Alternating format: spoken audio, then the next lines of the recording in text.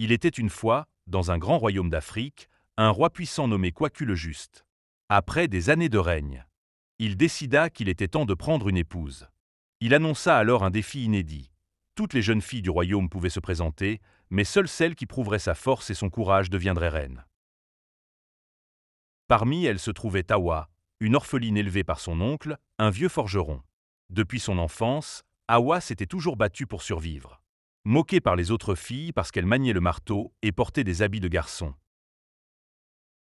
Elle avait développé une force impressionnante. Le jour du grand défi arriva. Les épreuves furent rudes. Les prétendantes devaient franchir une rivière infestée de crocodiles, escalader la plus haute montagne du royaume. Et enfin affronter les guerriers du roi en combat singulier. Une à une, les autres jeunes filles abandonnèrent. Mais Hawa, elle, continua.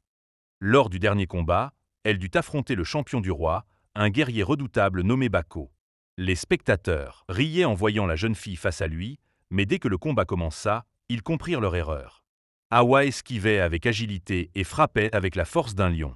À la surprise générale, elle mit Bako à terre d'un coup bien placé. Le roi Kwaku, impressionné par son courage et sa ténacité, la déclara victorieuse. Mais avant d'accepter de l'épouser, Hawa posa une seule condition. « Ô roi, je ne veux pas être choisi uniquement pour ma force. Veux-tu d'une reine qui combattra à tes côtés et non derrière toi ?» Le roi sourit et répondit. « Une reine forte est un trésor inestimable. À partir de ce jour, tu seras ma compagne et mon égale. » Ainsi, Hawa devint la reine la plus respectée du royaume, prouvant que la force d'une femme n'était pas seulement dans ses poings, mais aussi dans son cœur et son esprit. Et depuis ce jour, on la surnomma la reine au poing d'acier.